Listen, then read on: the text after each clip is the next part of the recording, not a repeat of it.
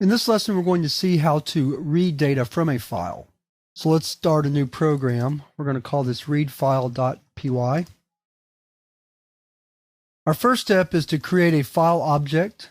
So we'll use the first file we created last time, text.txt. And when you open for reading, you use R as the second argument rather than W for write. And now that file becomes available for us to read data from it into our program. So what we can do is we can use the function readLine to read a complete line of text from the file and into a variable. And then we can display it, just like so. So let's run this program. Save it, and type readfile.py. And so it read line 1. So we can modify it, but we can just copy these lines right here. Exit and save again. Whoops, wrong command. There it is right there.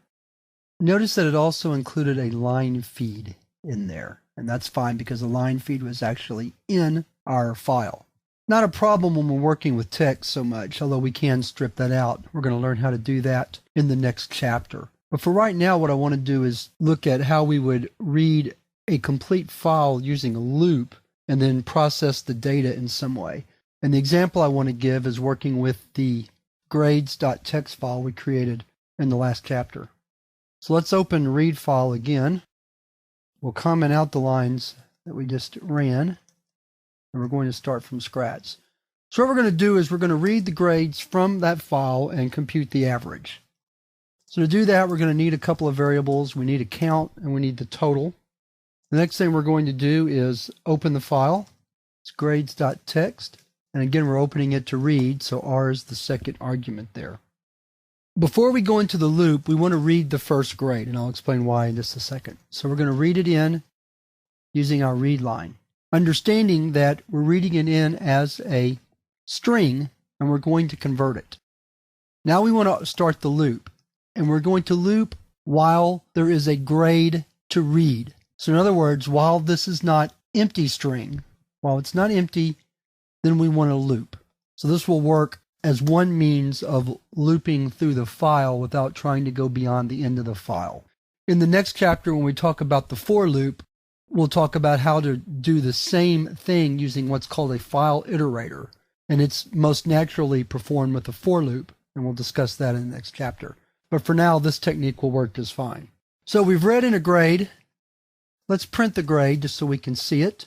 Then we want to increment our count by 1, and then we want to add the grade to our total. So to do that, we need to convert the grade to an integer. So that's why we do int grade right here. Because remember, at this point, it's still a string.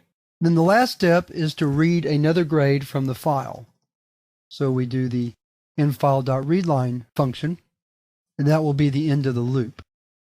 Once we're out of data, when there's nothing to read, this will be empty, and that will make this expression become false.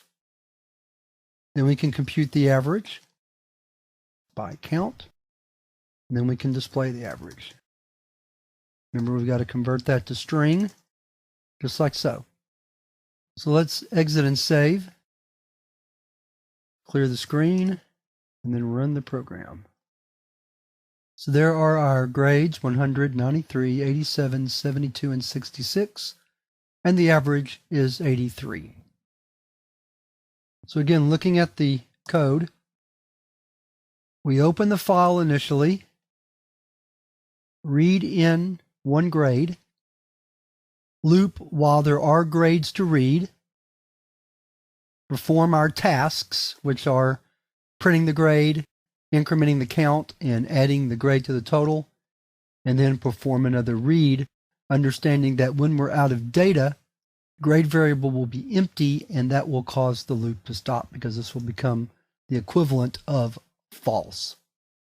So that's how you would read the data from a text file using a while loop. Like I said earlier, there is a more natural way to do this in Python, and that's to use what's called a file iterator with a for loop. And we'll demonstrate that later on in the next chapter as we're discussing for loops. But for now, we're ready to move to the exercises for this chapter on while loops.